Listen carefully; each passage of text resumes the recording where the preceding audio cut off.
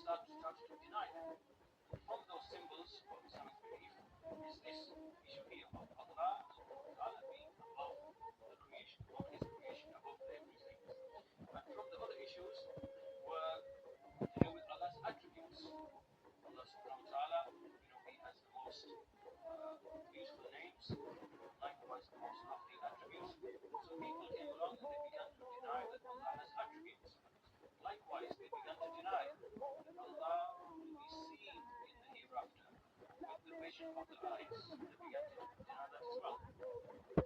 And also they began to deny, as we mentioned in previous lessons, that Allah subhanahu wa ta'ala, that he speaks, that he has speech. And the consequence of this belief was that this Quran that we recite, that we read, that we listen to, that this Quran is not the actual speech of Allah. It is just something that is something created, something that's an expression of meanings that are from Allah, but the expression of it is created. It's not actually the speech of Allah which he spoke and which Jibreel heard in Islam, which he conveyed to Muhammad Islam.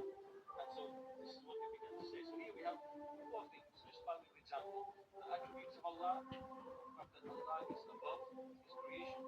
This we refer to in Arabic as al-ulu. Al-ulu meaning elevated.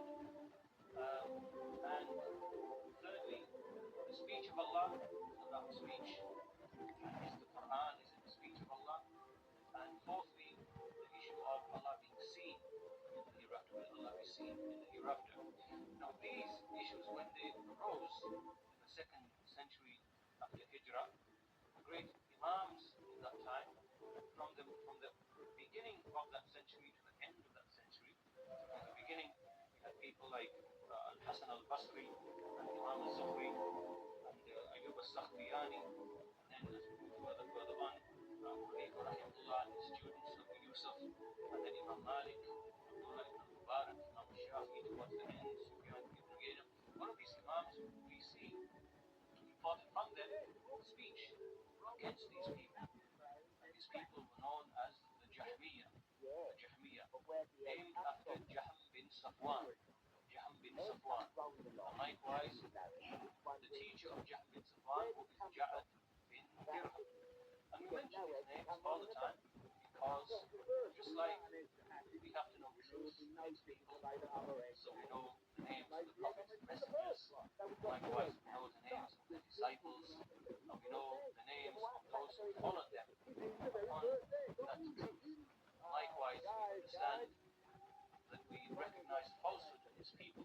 So from the greatest people of falsehood emanated in this ummah are two people by the name of Jahm bin Safwan and Ja'ad bin Dirham. And these two individuals, what they did